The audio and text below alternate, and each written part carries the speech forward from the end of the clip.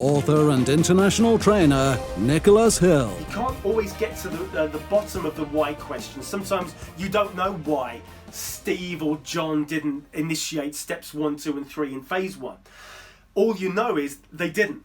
Okay, so you've got to the cause, you don't know the why. Do you follow?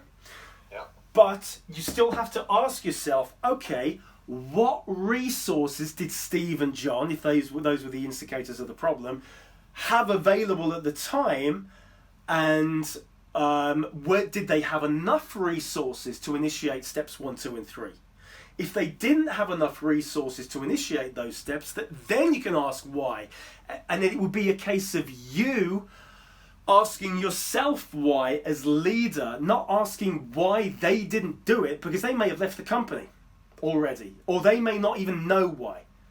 Oh, I thought I did, didn't I? I can't remember. It's so long ago. You know those kind of conversations. Yeah.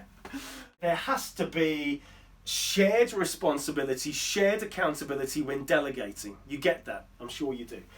So if they had the resources available and didn't use those resources, it doesn't mean that they were not resourceful, or they were dragging their heels, or not productive, not effective, using Peter Drucker's effective word again.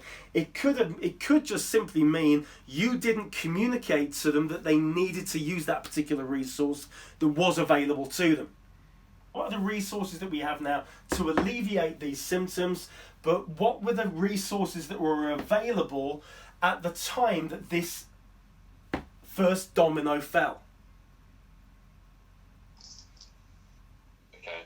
Is that, Nick, for the purposes of establishing whether, if we've got sufficient resources now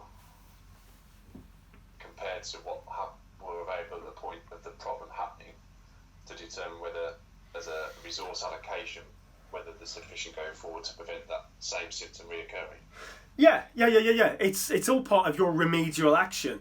Going back to your question as to why we are doing this, it is for a number of different reasons. It's to make sure that that we can move on from where we are now, given the symptoms that we have, and also make sure that we prevent it from happening again.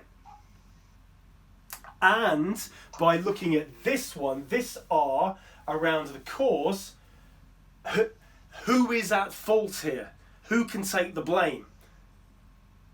But not to create a blame culture. Like I said, it's to make sure that if the resources were there and they weren't used, who didn't communicate to the delegatee, let's say, about the availability of those resources, or did the delegatee refuse to use them for one reason and another?